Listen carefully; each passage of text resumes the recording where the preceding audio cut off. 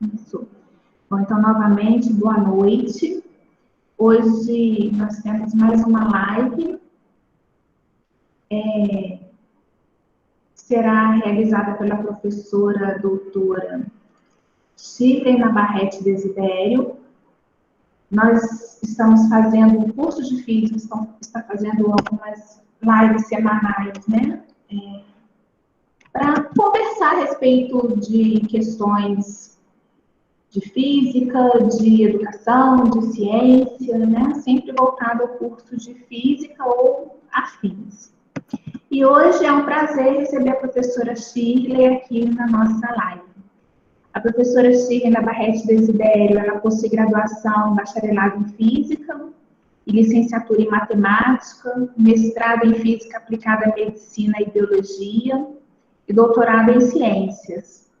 Atualmente, ela é professora adjunta da Universidade Federal do Tocantins e é pós-doutora em Ensino de Ciências pelo Instituto de Física da USP. Ela atua principalmente nos temas ligados ao ensino, educação à distância, melanina, filmes finos, síntese orgânica e polímeros semicondutores. E hoje a professora Shirley nos agraciará com a palestra com o título Aprendizagem Dessignificativa. Né? Acredito que todos estejamos ansiosos para ouvi-la. E a palavra é toda sua, professora Shirley. Seja bem-vinda. E muito obrigada por ter aceitado o convite. Eu que agradeço vocês que estão patrocinando esse evento, fazendo as honras da casa e mantendo o nosso curso no ar para que os alunos possam ter realmente uma ideia de que a gente está trabalhando e com o que a gente está trabalhando. Agradeço muito a todos vocês que vieram hoje aqui. Eu vou ter um tempinho para fazer a minha explicação rápida sobre o tema e depois eu gostaria muito que vocês conversassem comigo, que vocês fizessem perguntas, para a gente poder tirar dúvidas a respeito do que eu vou dizer. O título da palestra, ele é provocante porque ele aparece com um des na frente do significativo. E aí, essa é a diferença, eu acho, do que eu vou dizer aqui, do que vocês têm visto até agora. Então, assim, para falar desse pequeno prefixo que eu coloquei, eu vou ter que fazer algumas previsões. Então, eu vou passar rapidamente pelos slides, mas vocês não fiquem tristes, porque eu posso voltar em qualquer um deles e posso explicar melhor sobre a teoria. Eu vou alertar vocês para a seguinte coisa. Essa é uma análise minha, o meu lugar de fala é de uma professora de exatas que se envolveu significativamente, vamos dizer, com as teorias de aprendizagem por causa do mestrado nacional profissional em ensino de física que existe na minha universidade. Então, assim, as teorias de aprendizagem me deram a oportunidade de perceber coisas que estavam entre linhas e que eu não tinha percebido anteriormente. Então, assim, o trabalho é fruto do desenvolvimento de disciplinas que eu aplico, que eu ministro na universidade e de muitas contribuições de muitas pessoas que me ajudam a ter essa visão diferenciada, creio eu, da aprendizagem significativa. Bom, eu vou passar a apresentação dizendo para vocês que são várias as contribuições que eu trago.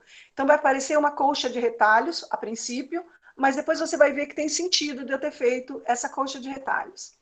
A primeira pessoa que eu vou trazer é Ausubel, que é o autor da teoria da aprendizagem significativa, que eu agora vou começar a chamar de TAS, carinhosamente. O Novak e o Going, que vem contribuir com as teorias falando dos mapas mentais. Por quê? Ausubel fala da aprendizagem e dos subsunsores. E aí o Novak vem e diz assim, como é que a gente vai mapear o que o aluno sabe ou não sabe? Então ele vem todo com uma explicação do que são os mapas mentais. Depois disso, eu gostaria de fazer uma pequena ponte com o Skinner, porque o Skinner é anterior a Ausubel e ele fala do behaviorismo, da teoria do comportamentalismo. O problema é que a modelagem em Skinner, ele fala de comportamentos observáveis. O que eu vou trazer para vocês são os comportamentos que nós não conseguimos observar, para fazer um contraponto com a teoria de Ausubel. O Edgar Morin, o Cal Polanyi, o Max Weber, Pierre Bourdieu, Maquiavel, Kant e outros. Então, assim, eu vou trazer os recortes que eu preciso para explicar o problema que eu acredito que nós temos, ou acredito que eu tenha, e aí depois vocês tentam juntar tudo isso comigo, ok? Eu preciso da participação de vocês no sentido de questionar o que eu vou dizer e não tomar tudo como certo, como a gente costuma fazer. Bom, o núcleo da teoria da aprendizagem significativa, se Ausubel disse que se ele pudesse reduzir a uma coisa que é mais importante de tudo, é o princípio fundamental, o conhecimento que o estudante já tem. E nós vamos ver que isso foi muitas vezes mal interpretado, talvez, e a gente tem um problema para resolver aí. Bom, o que as teorias fazem? As teorias da aprendizagem, né, elas tentam imaginar como contribuir para a educação olhando as condições ideais do aprendizado humano, né, através de essa diferenciação que a gente faz dentro da escola. Existe a necessidade da construção e da apropriação de grandes corpos de conhecimentos, e aqui eu estou falando de desenvolvimento tecnológico, de ciência, de ensino superior, não estou falando de ensino no nível fundamental, embora essas coisas estejam relacionadas. E esse ensino é por recepção, deve ser apresentado ao estudante, organizado, sistematizado, principalmente aceito pela comunidade científica, né? O conhecimento escolar não é qualquer conhecimento, é aquele conhecimento que a ciência coloca como verdade, né? A gente sabe que as verdades mudam com o tempo, mas a gente tem também uma crença no desenvolvimento científico por causa das sistematizações que são feitas. Ok? Outra coisa muito importante é que a aprendizagem escolar exige eficiência e eficácia. Gente, nós aprendemos pelo senso comum? Claro que sim. Mas quando você coloca muita gente dentro de uma escola, você está contando em diminuir o tempo de aprendizagem. Por isso eu falo de eficiência, né? Lembra da máquina térmica? É energia por tempo. Se você tem um tempo reduzido, você aumenta a eficiência da máquina térmica. Eu também, se eu tiver um tempo de aprendizagem menor, eu consigo aumentar a eficiência escolar. E a eficácia? A eficácia é entregar o que você propõe. Se a educação propõe aprendizagem, ela tem que entregar a aprendizagem. Senão a gente não está falando de sistemas educacionais, está falando de outra coisa. Bom, quais são os tipos de aprendizagem que Ausubel nos traz? A representacional, a conceitual, a proposicional, e a proposicional é mais importante porque ela retém as outras duas dentro de si. Depois eu posso explicar um pouquinho melhor isso. As formas de aprendizagem, subordinada, superordenada e combinatória. Subordinada, quando você parte de um conceito mais geral e vai destrinchando em outros conceitos e exemplos. E superordenada, quando você faz o contrário, quando você parte dos exemplos de coisas menores e vai integrando o conhecimento. Então, de um lado você faz a diferenciação progressiva dos conceitos, e depois você faz a integralização de tudo isso para que isso ganhe um corpo e faça sentido e o aluno possa compreender logicamente o que você explicou. Quais são as exigências da aprendizagem significativa? Uma delas, sem dúvida nenhuma, é a dedicação de quem aprende. Você não consegue ensinar coisas para quem não se dedica ao processo de aprendizagem. E essas pessoas só se dedicam se elas perceberem um ganho entre o que elas eram antes e o que elas são agora, depois de ter passado pelo processo do ensino formal. Isso é muito importante, porque uma pessoa que aprende efetivamente, ela se dedica mais e mais a aprender. Também existem condições apropriadas, eu estou falando de condições físicas, para o encontro dos professores e dos estudantes adequadas. E estou falando também de materiais potencialmente significativos para que o processo ocorra de fato, processo de aprendizagem. Aí o Ausubel vai mapear, com a ajuda do novo aqui, os subsunsores, que é aquilo onde os novos conceitos vão ser ancorados na estrutura cognitiva de quem aprende. A diferenciação progressiva e a reconciliação integradora são partes importantíssimas do processo. Se você não for capaz de distinguir, diferenciar entre as coisas e depois juntar tudo num conceito único, você não se apropriou, não tem autonomia para falar desses grandes corpos de conhecimento. A assimilação obliteradora. Gente, essa palavra é difícil, mas é linda. Por quê? A aprendizagem significativa não é aquela que a gente não esquece. mas aquela que pode ser obliterada pelo tempo. Por exemplo, eu sei física e sei algumas coisas de física que, se você me perguntar agora, talvez eu não responda de pronto. Mas se eu folhear um livro, eu lembro sobre o que falo e aí volta tudo na minha cabeça. É uma aprendizagem que deixa marcas. Você sabe que tem, mesmo que você não se lembre o tempo todo. Então, existe o esquecimento, sim. Ausubel chama isso de assimilação obliteradora, e todos nós sabemos que sabemos alguma coisa que não lembramos, mas que, se precisar, a gente resgata num curto muito pequeno de tempo. Tá bom? Bom, e o que não é discutido pela TAS? Qual é o problema? Por que não se discutem coisas? Eu coloquei algumas palavras em inglês para situar vocês dentro do livro do Ausubel. David Ausubel tem um livro que fala da aprendizagem significativa, de 2000, que depois eu trago a referência, e ele fala assim, ó, grande parte da psicologia da aprendizagem que os professores em treinamento estudam hoje é baseado em descoberta de experimentos de memorização que foram emprestadas por atacado e sem críticas. Essa é a pior parte, né? Sem críticas, sem qualquer tentativa de testar sua aplicabilidade ao tipo de situação de aprendizagem que realmente existe na sala de aula. São palavras de Ausubel, não minhas, ok? Por que ele chama atenção para isso? Já no prefácio do livro, tem uma advertência lá. E no capítulo dentro do livro, que ele fala da aprendizagem significativa ser basicamente por recepção, olha a palavra, gente. Ele fala assim, já indicamos que a aquisição do conhecimento de assuntos em qualquer cultura é primariamente uma manifestação da aprendizagem de recepção. Se eu negar hoje para você a aprendizagem por recepção, eu estou negando o próprio curso que eu dou na Universidade Federal. Eu estou negando o curso do Instituto de Física da USP, porque o curso foi basicamente por recepção. E eu aprendi física dessa forma. E aí Ausubel fala, né, no prefácio do livro ele fala, uma outra tendência paralela, aludida anteriormente, refletindo o interesse pela TAS, pela teoria da aprendizagem significativa, foi o quê? Foi o ensino expositivo apropriado de materiais instrucionais, que tem sido, o interesse por essa teoria tem sido o declínio nas abordagens de aprendizagem por descoberta. Demora muito para a pessoa descobrir sozinha as leis do eletromagnetismo, por exemplo. A gente não pode contar com isso no ensino superior.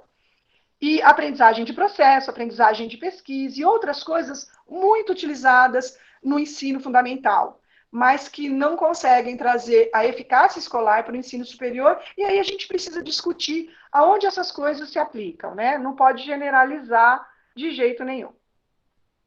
Tem uma contribuição de novo aqui que eu acho extremamente importante, por isso eu trouxe para vocês, que é o seguinte. Objetos como cães, estrelas e seres humanos são objetos naturais. Eles estão aí, você encontra no mundo. Objetos como postes e outras coisas. Cerâmica, são construções humanas, são construídas pelos seres humanos. E aí vem o conhecimento. Gente, o nosso, como que eu vou dizer, a matéria-prima nossa, né, de quem é professor, de quem ministra aula, de quem trabalha com educação, o conhecimento. O conhecimento não se descobre, não como o ouro e o petróleo. O conhecimento é uma construção, assim como o carro e as pirâmides. O que novo aqui quer dizer com isso? Você pode ficar, por exemplo, rico do dia para a noite. Se você ganhar na loteria, você fica rico. Você era pobre e fica muito rico. Ou se você for muito rico e investir muito mal, você pode deixar de ser rico e ficar pobre. Mas você não ganha cultura do dia para a noite. Você não adquire conhecimento do dia para a noite. E aí tem um calcanhar de Aquiles, né, na educação. Por quê? Porque é preciso de tempo de assimilação dos novos conceitos e, às vezes, eu tenho que resolver no ensino superior, em 4 anos, o que não foi desenvolvido apropriadamente em 12 do ensino médio, que são 9 do fundamental, 3 do médio, da educação básica, perdão. Então, nós temos um problema aí. O motivo de aprendizagem de Ausubel ser por recepção é que o ensino formal requer condições especiais de tempo, inclusive. Então, novo que chama atenção. Gente, não dá para ser do dia para a noite. Então, a gente precisa tempo e aprendizagem para significar, ela tem que ser usada fora dos conceitos, dos contextos aprendidos e para além da sala de aula. E isso é uma demanda muito exigente. E, claro, é dependente de outros. anteriores e de difícil assimilação. Não vamos falar sobre geometria analítica para um aluno que não tem noção do que é o ciclo trigonométrico ou do que funções trigonométricas, né? Se ele não sabe algumas coisas, se ele não tem subsunsores que são capazes de alicerçar, de criar condições para ele aprender novas coisas mais complexas, eu preciso propor isso, eu preciso dar isso para ele. Então, não é sobre qualquer aprendizagem que eu possa fazer a construção. Mas agora eu trouxe um outro recorte de um autor, do Weber, que é um socialista que, junto com outros dois autores, compõe uma visão do que a gente tem hoje sobre a origem do lucro no nosso sistema social. Aí você já vai entender por que eu estou trazendo isso, tá bom? Eu trouxe alguns recortes só para você ter uma ideia, mas não quer dizer que o meu recorte seja necessariamente correto. A gente vai ver que existe aprendizagem significativa sobre coisas incorretas. Mas vamos ler isso daqui, olha. Um dos trechos do livro fala assim: lembra-se que o dinheiro é procriador por natureza e fértil. O dinheiro pode gerar dinheiro e seus rebentos podem gerar ainda mais e assim por diante. Outro trecho diz assim: com relação às estatísticas em países pluriconfessional, o caráter predominantemente protestante dos proprietários do capital e empresários, assim como das camadas superiores da mão de obra. E aí tem um ditado popular na época que ele escreve o livro, que é o seguinte: comer bem ou dormir bem, há que se escolher. Ou seja, se você tem muito dinheiro, você come bem. E se você tem pouco dinheiro, você dorme bem, porque você não tirou nada de ninguém. E aí tem uma coisa que me chama a atenção no livro, que é a seguinte frase: ó, do gado se faz sebo, das pessoas dinheiro. Então, salta à vista, como traço próprio dessa filosofia da avareza, a ideia de dever que o indivíduo de se interessar pelo aumento de suas posses como um fim em si mesmo. É como se a vida fosse para gerar lucro, independente das ações que venham intermediar esse fato. Bom, e seguindo, ele diz assim: no fundo, todas as advertências morais, eu já vou falar de moral, de Franklin, são de cunho utilitário. A honestidade é útil porque traz crédito. E o mesmo se diga da pontualidade, da presteza e tudo mais. E aí ele fala assim: tudo se conclui, por exemplo, entre outras coisas, que se a aparência da honestidade faz o mesmo serviço, é o quanto basta. Então, assim, a origem do lucro desmedido vem seguida de uma coisa que é a aparência basta. Então, ser honesto não é o primordial, mas aparentar ser, sim. E aí, a ordem econômica capitalista, já na época de Weber, né, ele diz assim: existe um imenso cosmos em que o indivíduo já nasce dentro. Ou ele nasce para mandar e para ficar rico, ou ele nasce para ser parte de uma engrenagem que faz parte da mesma máquina, né? E aí o fabricante que insistir em transgredir essas normas é indefinidamente, sei lá, eliminado. Indefectivelmente eliminado. Do mesmo modo que o operário que a elas não possa ou não queira se adaptar é posto no olho da rua. E aí você já vê como o capitalismo age com relação à formação de capital, de grandes acúmulos de riquezas. Bom, eu trouxe também, claro, a contribuição de Pierre Bourdieu. Para mim, que sou física e que adoro uma analogia, isso é perfeito. O referencial da teoria da ação, ele diz assim: existe uma perspectiva que distingue entre as posições sociais, as disposições ou hábito e as tomadas de posição. As escolhas que os agentes sociais fazem nos domínios mais diferentes da prática. Ou seja, antes de tomar a iniciativa de fazer algo, você tem que tomar consciência do problema que você tem. Você tem que realmente saber sobre o que você está tratando para poder tomar atitudes que resolvam os problemas, né? E aí ele traz uma analogia, que é aquela que eu te falei, do demônio de Maxwell. E aí ele fala assim: essa é uma imagem que eu utilizo para explicar como evitar a eficácia da segunda lei da termodinâmica. Porque a segunda lei diz o seguinte: se você tiver dois recipientes com gás quente e frio, e você abrir a parede entre eles, isso vai tender ao equilíbrio, porque as partículas vão se misturar e vão trocar energia entre elas. Mas aí o Maxwell diz assim, como eu posso evitar essa eficiência da lei? Eu posso colocar um demônio no meio dessa parede, e ele faz a triagem. Só partícula quente de um lado, só fria para o outro. E ele não deixa essa mistura acontecer. Por que eu trago isso? Porque ele faz uma referência, o Pierre Bourdieu, ao sistema escolar, como se fosse um demônio de Maxwell, que a custa de gasto de energia, um gasto muito grande, a gente vai ver de energia, faz a triagem de quem sabe em quem não sabe, mantendo a ordem pré-existente. Ou seja, a separação entre os alunos dotados de quantidades desiguais de capital cultural. Bom, no mesmo livro da teoria da ação, o Pierre Bourdieu vem fazer uma crítica à meritocracia, porque ele diz assim, em condições tão desiguais, como é que você pode dizer que o ser humano pode sair de uma condição extremamente desfavorável e chegar numa condição muito favorável? E aí ele fala assim, eu estou pensando aqui no capital político, que associa a seus detentores uma forma de apropriação privada de bens públicos e serviços também. E aí ele fala sobre a manutenção de poder pelo sistema político, né? As pessoas se apropriam privadamente de bens que não eram para ser delas. A contribuição de Edgar Morin. Ele diz assim, ele fala sobre a complexidade da vida social. Gente, e dentro disso está a educação. Ele fala muito sobre educação. Ele diz assim, a tradição do pensamento que forma o ideário das escolas elementares ordena que se reduza o complexo ao simples, que se separe o que está ligado e que se unifique o que é múltiplo. Gente, isso é um problema seríssimo, porque isso elimina tudo que traz desordens e contradições ao nosso entendimento, mas também não nos deixa entender as coisas que são complexas. E aí ele segue, os espíritos parcelados tornam-se cegos às inter-relações e à causalidade em circuito. Consideram, comumente, os fenômenos vivos e sociais a partir de uma causalidade linear e de uma concepção mecanicista ou determinística. E isso não vale, gente. Para nós não vale. Eu vou explicar por que não vale. Antes de explicar por quê, eu vou fazer uma diferenciação entre ética e moral. Por quê? Porque se a gente vai conversar, é muito importante que a gente se entenda sobre o que está falando.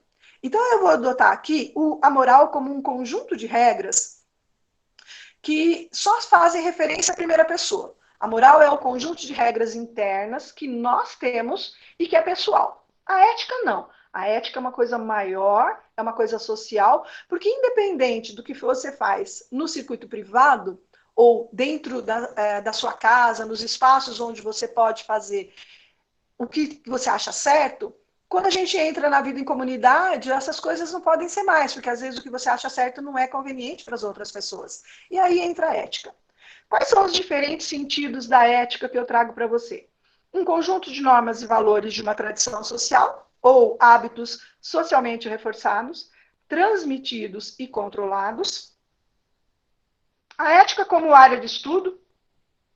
Como saber qual o modo certo de agir se há tantas tradições diferentes? Ou seja, se um acha que pode ser de um jeito e o outro acha que pode ser do outro, como é que a gente vai decidir sobre isso? Então, tem uma área, claro, da ética como área de estudo.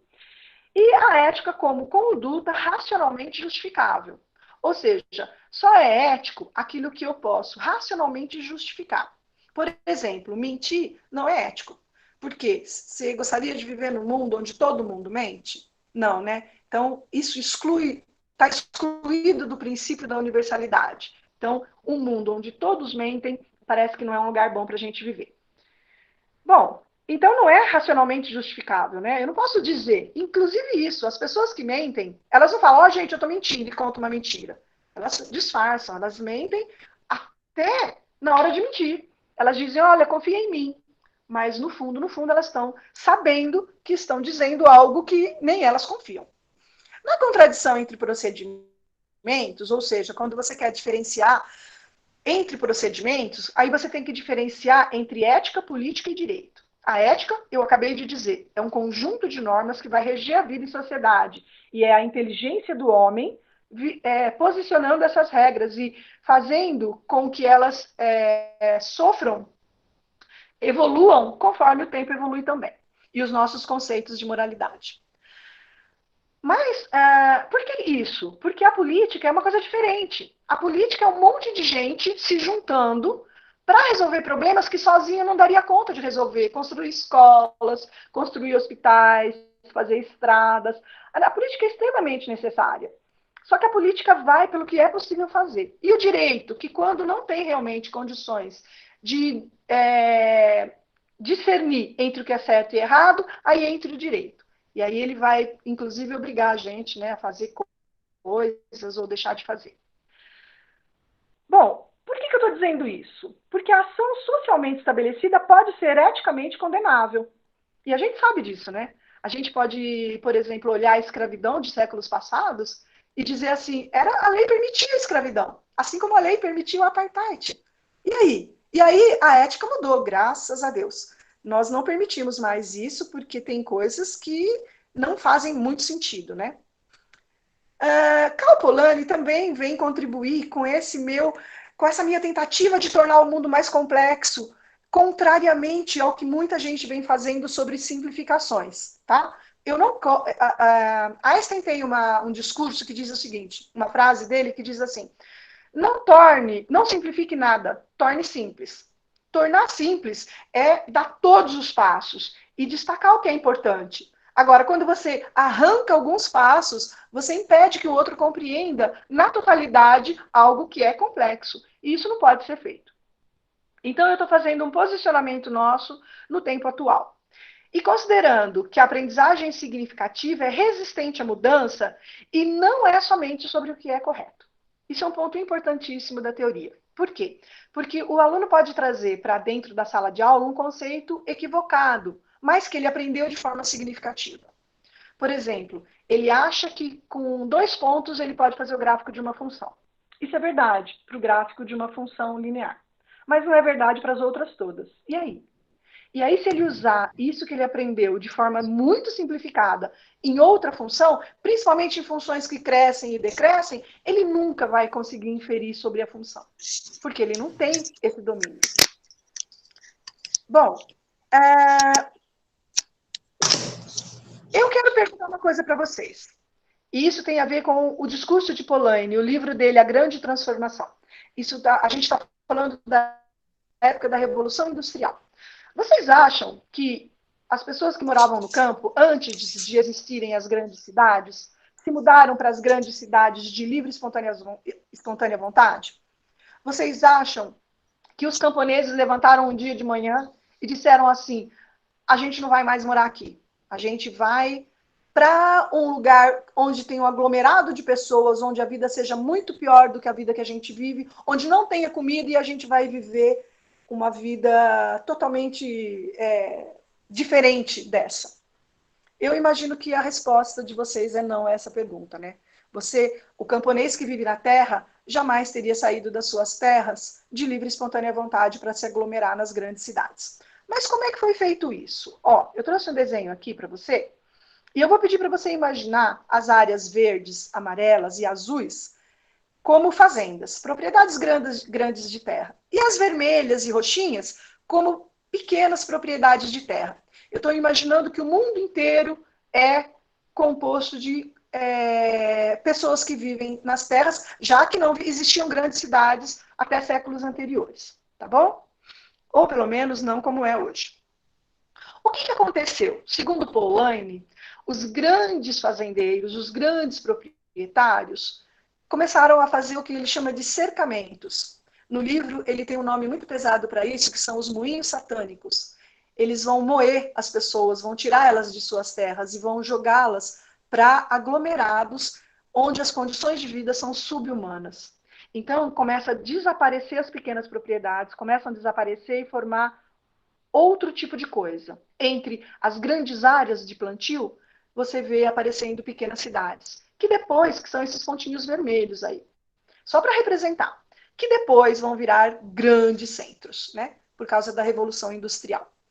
Essa é uma resposta de vida, essa é uma resposta histórica para um problema sério. Qual era o problema sério? Construir riqueza. Não construir boa qualidade de vida, mas riqueza. Então, isso é uma construção invisível, grandes reservas de terras para pequenos grupos. O que eles queriam com isso? Gerar excedente de matéria-prima, para poder fazer a Revolução Industrial, gente. A Revolução Industrial, como você conhece, pode não ter sido feita na paz que você imagina. E grandes reservas de mão de obra, gerar excedente de pessoas dispostas a vender parte da própria vida ao capital. Porque quando você vende o seu trabalho, você está vendendo parte, horas da sua vida. Para gerar lucro, que são aqueles passados. Algumas pessoas, não muitas, poucas pessoas no mundo acharam que deveriam se sobrepor socialmente aos demais para gerar um lucro muito grande. Então vamos falar sobre isso. E a propriedade? A propriedade é deles de fato? Se eles foram lá e arrancaram dos pequenos camponeses? O avanço das terras dos povos originais, por exemplo, para a exploração, que é o que você vê no noticiário hoje, isso é justo? As pessoas que vivem na terra devem realmente ser afastadas?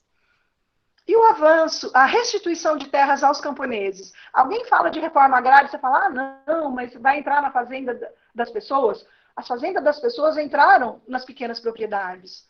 E a reforma agrária tenta refazer um mal que foi feito há muito tempo atrás. Foi feito em outros países, os países do capitalismo central, Inglaterra, América do Norte. Mas que chegou até aqui, né? A gente viu o reflexo disso, porque o que eles aprenderam a fazer em outros lugares, eles trouxeram para os outros países que ainda não tinham se desenvolvido. Então, assim, quando você fala de devolver o que foi retirado das gerações de escravos, você tem que ter noção de onde saiu a mão de obra para construir o mundo que nós vemos hoje. E se isso não foi feito, tem uma coisa que eu chamo de dupla injustiça.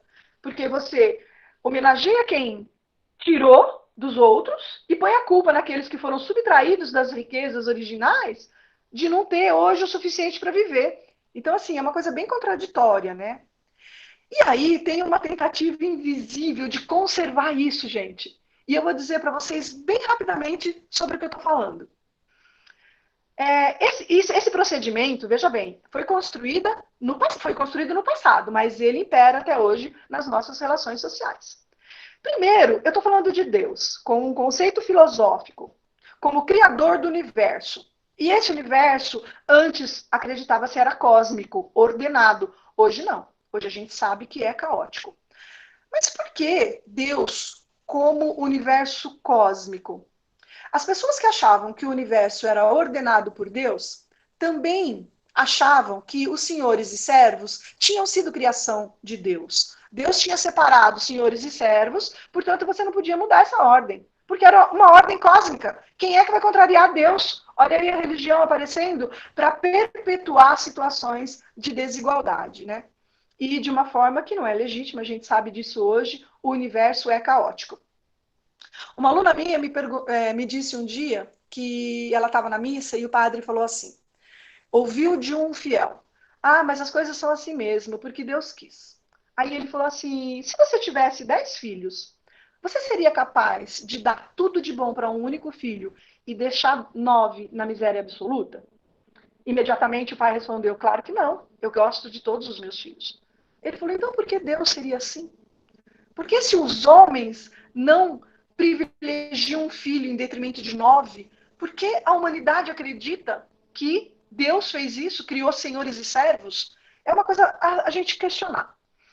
Para responder a uma pergunta lá no século XV, se eu não me engano, de como agir bem, Maquiavel vem com a ética maquiavélica. O fim justifica os meios. E aí ele responde a pergunta do agir bem dessa seguinte forma: age bem quem aumenta o próprio poder. Gente, você não pode pensar nessa ética de 500, 600 anos atrás, no mundo de hoje, pós-Revolução Francesa, onde existe o princípio, e é aceito, o princípio da igualdade e da liberdade entre os homens, né? Então, esse conceito já foi, não existe mais. A ética de Maquiavel foi colocada abaixo, mas o nosso mundo ainda é pautado muitas vezes por ela, porque ainda tem gente que acredita que os fins justificam os meios. Depois disso, vieram os utilitaristas, aqueles mesmos que eu coloquei no slide de Max Weber. Os utilitaristas respondem a essa mesma pergunta. Como agir? E aí eles respondem, age bem quem aumenta o poder do maior número de pessoas. Com relação a isso, nós vimos o que acontece quando você ignora as minorias, né? A Alemanha deu um exemplo disso quando ela exterminou judeus na Grande Guerra. E o nazismo é um exemplo de extermínio de minorias, né? E a gente sabe que isso não é mais aceito. Você não pode olhar para as maiorias e deixar as minorias à margem do que você coloca na lei. Kant vem respondendo a mesma pergunta e ele diz assim, Kant é um dos filósofos mais importantes da modernidade, e ele diz assim, age bem quem tem boa vontade. Bom, eu não preciso dizer o problema disso, né? Você não sabe medir boa vontade. Não tem como saber o que é boa vontade. E outra, a sua boa vontade pode não servir para o meu modo de vida. Então não tem como pautar as nossas ações por aí. Mas hoje a ética segue o princípio da universalidade. Tudo que você pode fazer é o que pode ser estendido a todos os outros. Ou, pelo menos, não se eles não quiserem, mas se eles quiserem, sim. E o princípio da universalidade mostra para a gente como agir. Porque se eu quero uma vantagem indevida ou me apropriar de um bem público, eu devo pensar assim, e se o outro fizesse a mesma coisa? Dá para ser assim para todo mundo? Se a resposta for não, você não age daquela forma. E aí a gente tem que fazer a diferenciação, ó, Ausubel aqui, diferenciação entre direitos e privilégios. Não dá para você imaginar que os privilégios de alguns não custam direitos e a miséria de muitos. Eu estou quase lá, gente, finalizando mais um pouquinho de paciência. Os agentes originais e os herdeiros dos erros do passado não vivem mais entre nós. Gente, eu não estou aqui para negar os erros acontecem. Um sistema de ensino que nega o erro está negando a si mesmo. O Fernando Becker já falava isso num dos seus artigos que eu li, e eu achei fantástico, porque não tem como aprender sem o erro, mas aprender é a parte mais importante de errar, certo? E o acúmulo irrestrito de riquezas produz miséria. Existe uma quantidade de terra finita. Então não dá para todo mundo ter muita coisa, a menos que você queira realmente trazer para si a responsabilidade de produzir miséria. Agora, qual é o problema disso? O problema disso é que as aprendizagens significativas são resistentes à mudança. Então, aquilo que você acredita, aquilo que você tem e que você aprendeu, mesmo que sejam coisas erradas, mas de forma significativa, você não abre mão, porque te dá segurança.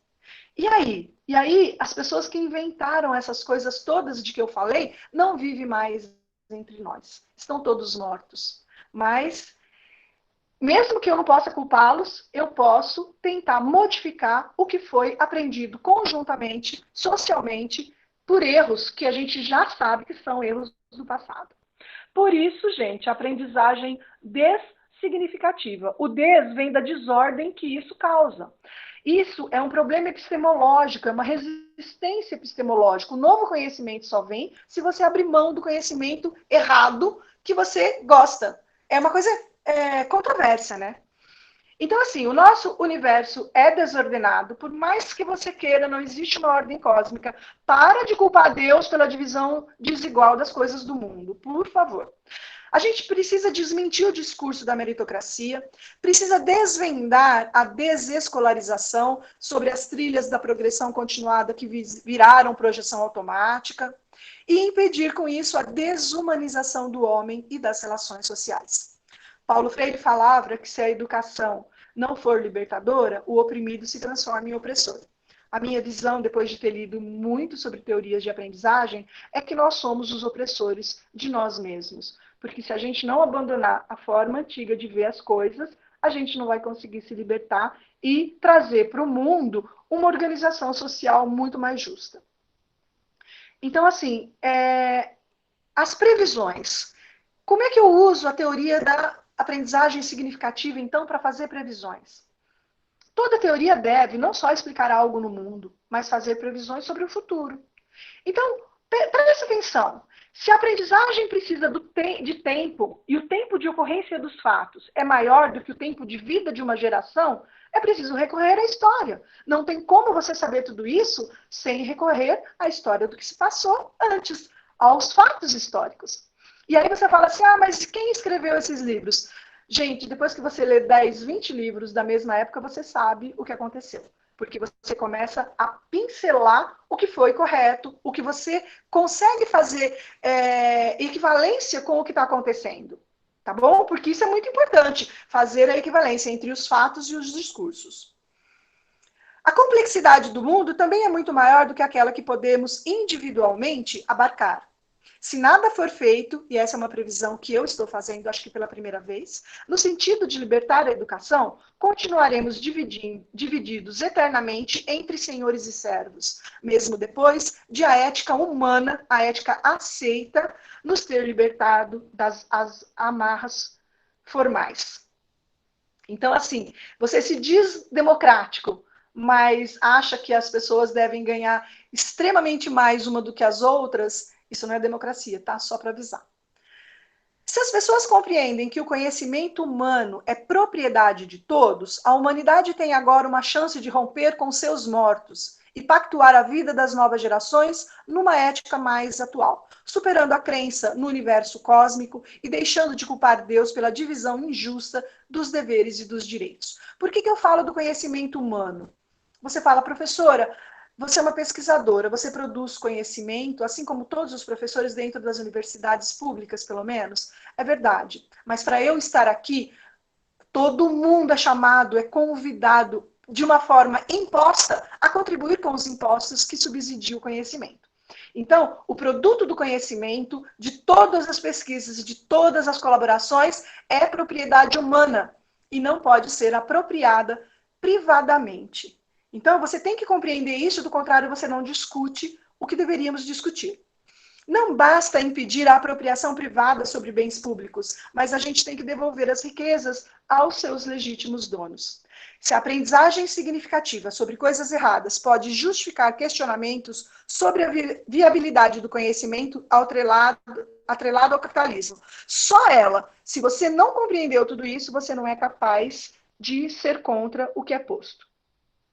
Nosso discurso foi modelado pelo medo? Ou pela ignorância que nos foi imposta? Ou pelo resultado do que aprendemos com significado? Defendemos o que sabemos e que temos o domínio sobre, mesmo que essas coisas sejam erradas?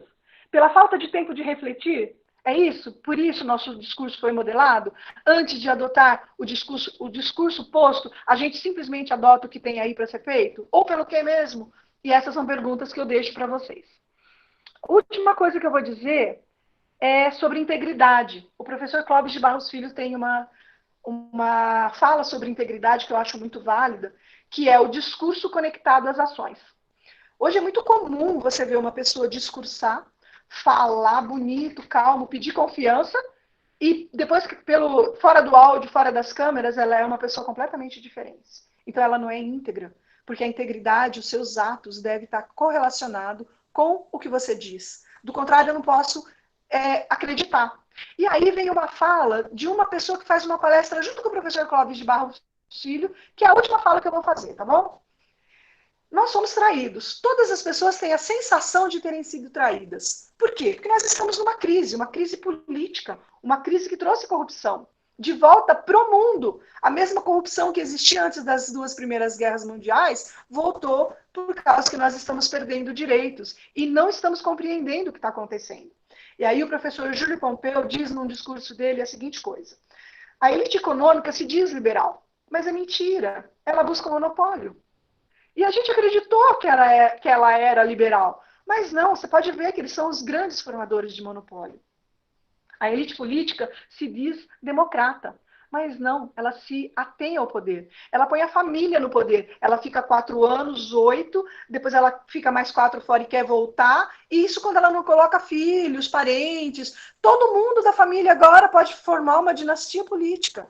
Então, assim, isso não é democracia, porque o servidor, a pessoa eleita para um cargo que se identifica com a posição de poder e que não reconhece o poder do povo numa democracia, é um tirano.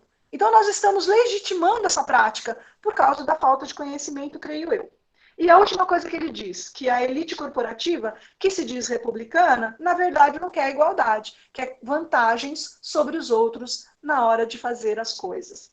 Então, assim, nós temos um problema muito sério para resolver. Eu gostaria muito de conversar sobre isso com vocês. Agradeço muito a atenção, porque eu acho que eu passei muito do tempo.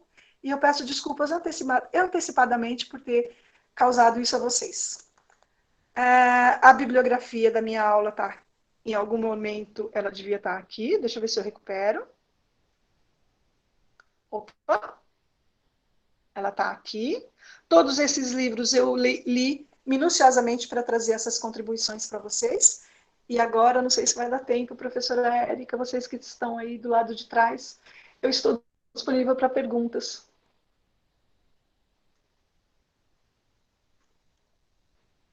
Obrigada, professora Shirley, pelas reflexões, né, e colaborações. É sempre bom ouvir. Eu vou abrir,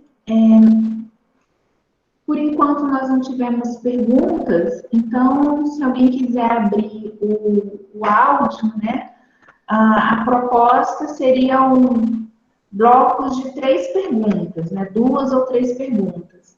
Mas eu acho que foi tudo tão escrutinado, tão bem colocado, que talvez não tenha nem o pessoal não tenha nem animado muito para escrever no chat, porque foi tudo tão bem colocado, né? De uma forma muito interessante. Mas quem gostaria de abrir o áudio, fique à vontade, para a gente poder conversar um pouquinho. Se não tem pergunta, se vocês quiserem colaborar com as minhas previsões ou com a minha visão de mundo, vocês podem ficar à vontade.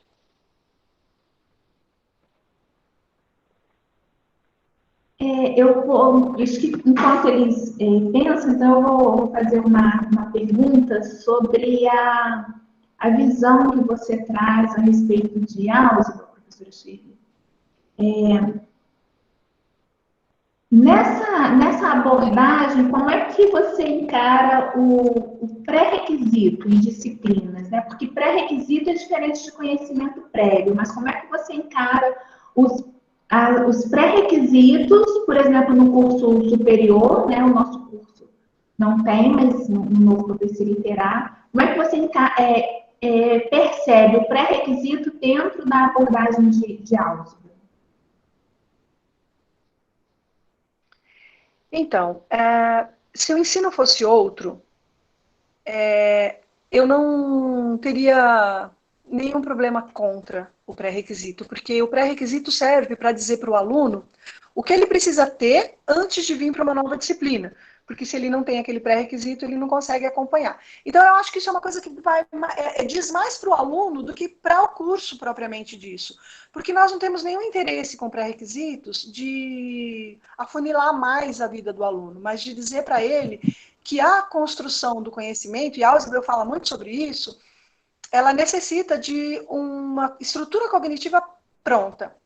E se ela não estiver pronta, a gente tem que deixá-la pronta. A gente tem que construir subsussores. Eu costumo dizer, professora, que eu costumo comparar a estrutura cognitiva dos meus alunos, ou dos estudantes em geral, até a minha mesma, com um brinquedo de Lego. Se você tem meia dúzia de peças, você forma brinquedos bem simples, né? Um túnel, um edifíciozinho, alguma coisa. Se você tem muitas pecinhas, mas elas são todas do mesmo tamanho, você faz outras coisas, mas as coisas não ficam muito bonitas. E se elas não estão organizadas, também é um problema, porque às vezes as pessoas têm muita informação, mas não passou ainda pelo crivo da memória de trabalho. E essa informação não chegou a ser conhecimento na memória, efetivamente falando. E aí, você também não tem como construir o conhecimento. Então, assim, o conhecimento, nesse joguinho de Lego, eu vou comparar, por exemplo, um jogo com muitas peças, milhares de peças, cores indefinidas, muitas cores, e todas organizadas. Então, quando você precisa de uma pequenininha, você sabe onde está, de uma cor, você sabe onde está. Essa estrutura organizada é a estrutura cognitiva adequada para o ensino superior. Se a gente não tem isso, a gente tem que fazer essas diferenciações progressivas que a Ausubel diz. Por exemplo, quando eu ensino grandeza diretamente e inversamente proporcional, eu não posso ensinar diretamente numa aula e inversamente na outra, porque o aluno tem que fazer diferenciação entre as funções que fazem jus às duas grandezas. Mais do que isso, eu pego a grandeza, a função linear e falo, ó, gente, só é diretamente proporcional se houver uma constante de proporcionalidade. E uma função linear normal não é. Se ela passar pelo zero, ótimo. Se ela não passar pelo zero, ela não é diretamente proporcional. Então, assim, essas diferenciações são as nossas contribuições enquanto professores para ajudar os alunos a ter uma visão complexa do mundo e poder construir sobre isso a aprendizagem que eles vieram buscar na universidade. Respondi a sua pergunta? Sim, entendi a sua visão. Agradeço. Eu vou fazer as colocações aqui dos participantes, né? Em função da hora. O Marcos, ele colocou que é uma linguagem um pouco complicada, algumas questões, acredito eu. O Ricardo, ele colocou que gostou bastante, mas ele pensa que a religião cristã persegue o ideal da justiça social e não da perpetuação da tirania. Que é uma consideração, né, na verdade, a respeito da sua fala. Você gostaria de comentar a respeito disso, professora Shirley? A Yara quer fazer uma pergunta, então vamos aproveitar a pergunta da Yara e a gente junta, tá? A questão da religião cristã que o Ricardo colocou e a pergunta da Yara. Tá. Você quer abrir o áudio, Yara? Sim, olá, boa noite. Eu assisti, eu acho que mais ou menos 20 minutos da sua apresentação, professora. Meus parabéns. Eu não achei uma linguagem complicada, eu só recebi esse convite por uma amiga do serviço, a Ana Cláudia, e eu sou graduada pelo UFT, pelo curso de História, por 4 anos piridiana. E eu tenho uma pergunta, o seguinte, que me chamou muita atenção, quando você cita que o conhecimento é universal. E aí uma inquietação minha, desde a faculdade, conversando com os meus colegas e amigos, por que nossas monografias, por que nossos artigos do PIBID, PIBIC, ficam presos dentro do muro da faculdade? Você não vê o trabalho dos professores, doutores, mestrandos e acadêmicos tendo um impacto social. E minha pergunta vai a esse encontro. Como fazer com que esse conhecimento que nós produzimos na academia seja difundido para a comunidade? E ressaltando aqui, sobre essa questão da religião, é muito importante esse fator que você colocou, porque se você olhar ao longo da antiguidade, período moderno, vocês vão perceberem que na Mesopotâmia, os egípcios, com os astecas, os maias e os incas aqui da América, eu tenho um poder, é um sistema de governo chamado teocrático. O que é a teocracia, o sistema teocrático? A união entre Estado e religião. E até hoje isso se pendura. Minha proposta de TCC, professora, foi relacionada entre falar sobre fé e religião na cidade de Araguaína.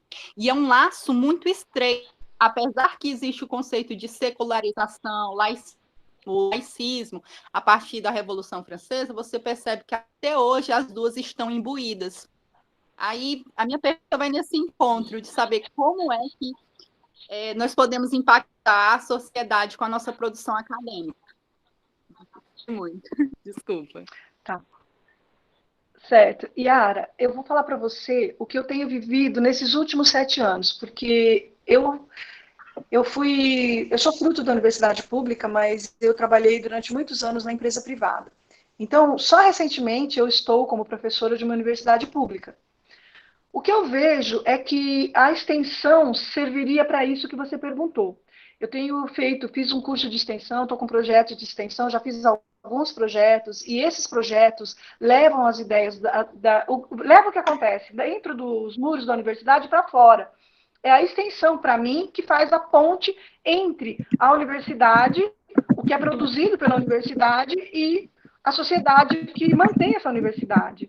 Inclusive, eu vou agradecer a SBF, pela oportunidade de ter um mestrado profissional em ensino de física aqui, porque eles também eles também fazem essa ponte. Os nossos mestrados, os nossos mestrandos produzem produtos educacionais, e esses produtos são levados para as escolas. Nós estamos tentando resolver o problema da educação básica por meio da formação de professores e da formação no nível estrito sensu. Então, eu acho que, primeiro, a gente tem que tomar consciência. Essas lives que a professora Érica potencializou para o curso, ela, outros professores, essa forma de conversar com vocês, eu acho muito importante. Porque a gente não pode manter os muros da universidade fechados, realmente, porque todo mundo é dono disso. Eu não tinha essa noção. Enquanto eu não trabalhei no mestrado profissional, nem eu tinha captado a ideia de que o conhecimento humano é da humanidade. Olha que coisa óbvia, mas não era óbvio para mim. Então, se todo mundo é chamado a construir esse conhecimento, por que algumas pessoas mantêm isso só para si?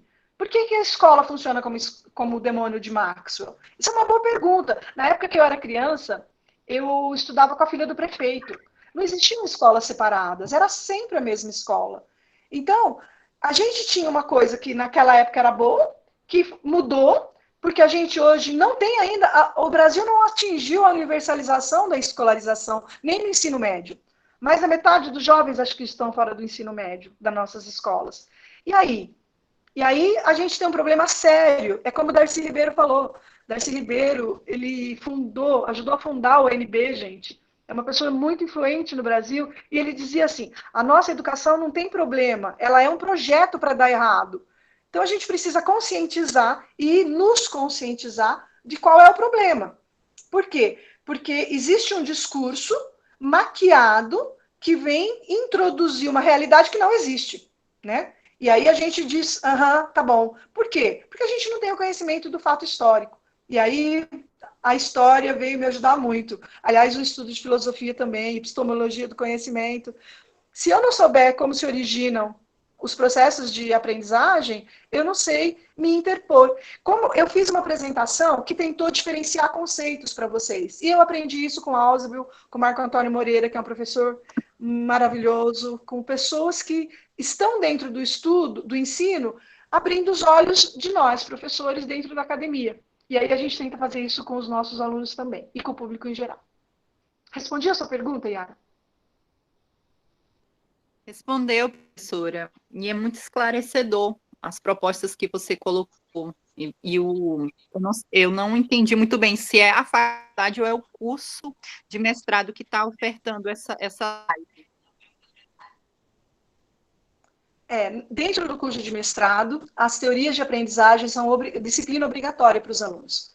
Então, assim, como eu sou professora dessa disciplina, eu sou obrigada a conversar com eles sobre isso. E aí eles me ajudam, a gente discute, a gente vai colaborando. Obrigada por ter participado, Yara. De vocês. Muito, muito esclarecedor. Gostei muito. Espero que ocorram mais e que não fique apenas de física, que vá também para os demais cursos. Muito. Obrigada. A gente está ouvindo isso e fazendo anotações. Pode deixar. Bom, alguém mais gostaria de fazer alguma pergunta ou alguma colocação? Porque nós já vamos encerrar. Só um esclarecimento, Yara, a live é um projeto de extensão, né, extensão online, da professora Érica, e em conjunto com o professor Danilo e com outros membros do NBE do curso, né? Então, é um projeto mesmo vinculado ao NBE, mas trabalhado especificamente com a professora Érica e o professor Danilo, que são do curso da filha. Eu sou a professora Érica, o professor Danilo está por aí também. Eu vou aproveitar as duas colocações. A Patrícia escreveu agradecendo, né, parabenizando pela palestra, disse que realmente é algo importante e que os subjunctores, ela é aluna, pode falar por experiência própria, que os subjunctores são essenciais na aprendizagem e auxiliam quando os professores percebem qual é a necessidade de cada aluno e trabalham mesmo em sala. É verdade, Patrícia. O Humberto, ele também parabeniza a professora Shirley pela maravilhosa contribuição Ele ficou intrigado com o título, todo o nosso campus, Humberto. E ficou muito claro no decorrer da live, é verdade. Foi muito interessante, realmente, Antônio, a abordagem da professora Shirley, né? Sobre a aprendizagem significativa, sob uma ótica bem diferenciada, de desconstrução para construção. Foi muito bom. Eu vou aproveitar e agradecer. Professora Shirley, muito obrigada pela sua disponibilidade, por ter feito essa live com a gente. Agradecer também a todos os que vieram. Eu vou passar um link aqui no chat de 2 links específicos. Para aqueles que são egressos do curso de Física, nós temos aqui outros egressos, né, do curso da UFT, mas os egressos do curso de Física, se puderem contribuir conosco com o NDE, nós estamos fazendo uma pesquisa por meio desse questionário. O Marcelo Vanderlei já levantou ali o joinha, obrigada. Preenche, por favor, tá? Quem puder ajudar a gente para a gente desenvolver um curso melhor. Nós precisamos realmente ter esse feedback dos egressos. E eu também vou colocar aqui o link do Instagram. Para quem não é do curso e quiser seguir a gente no Instagram, a gente está sempre disponibilizando lá as lives semanais vinculadas ao curso de Física. Mas o Marcos Vinícius quer fazer uma pergunta. Pode ser, Marcos? Última pergunta? Por favor, pode abrir seu áudio. Sobre a professora falando de produção de conhecimento, eu achei interessante que ela falou uma parte que também sobre aprendizagem, que era impossível ensinar algo para alguém que não quer receber. E eu lembro quando, na experiência ao longo do ensino básico, me deparava muito com a situação do pessoal que ia para a escola, mas não queriam estudar. Principalmente no ensino médico, o pessoal às vezes chegava, tinha muita gente que era às vezes da zona rural, descia do ônibus e não entravam na escola, iam para um outro caminho. Então, muitas variáveis, tem esse problema também, a atração da atenção de um jovem, de uma criança, para aprender mais, para ter mais conhecimento. Porque tem gente que desde criança tem esse desejo de aprender, e já tem outros que não têm aquele incentivo, não têm um contato com algo. Eu lembro que eu li um livro do Carl Sagan, e ele tem uma série chamada Cosmos, que apresentava parece nos anos 70, e aquilo ali foi uma das formas dele promover a ciência de uma maneira descomplicada para leigos. E isso estava atraindo muita atenção das pessoas e ajudando a ter mais novas pessoas trabalhando nessa área de pesquisa, nas ciências. Então, como que será que isso é uma questão para uma maneira de resolver esse problema do interesse pelo saber? Marcos, obrigada, Érica.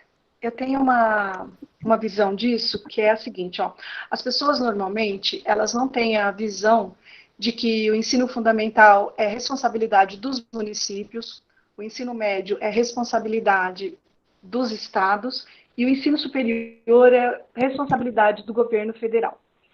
Então, assim, o governo federal abriu inúmeros institutos federais e universidades, inclusive aqui no nosso estado, né, que não tinha nenhuma universidade federal, para a formação de professores.